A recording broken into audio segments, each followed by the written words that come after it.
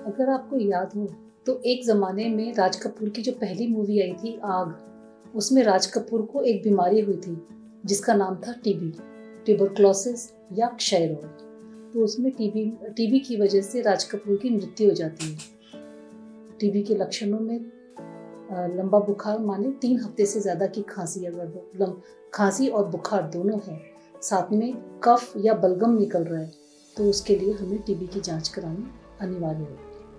दोस्तों, इस बात का ध्यान अगर हम सब रखें, अगर हम डिनाइल मोड पे चले जाते हैं, अधिकतर लोग इस बात को कबूल नहीं कर पाते कि उन्हें टीबी है और वो लोकल इलाज यूँ ही खांसी और बुखार की दवाई लेते रहते हैं, लेकिन अंदर ही अंदर ये बीमारी बढ़ती जाती है और आगे चल के टीबी का रूप ले लेती है।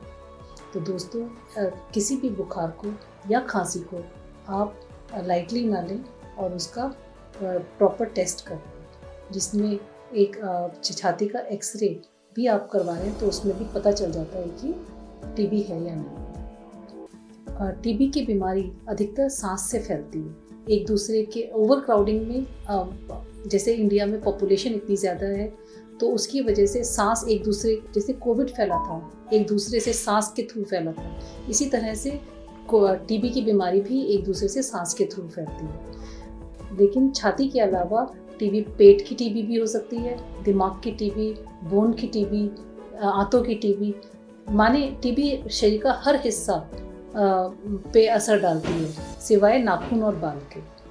टीबी शरीर के हर हिस्से पर असर डालती है। इसके अलावा शुगर के मरीजों में टीबी पाई जाती है, बहुत कॉमन अकरेंस है।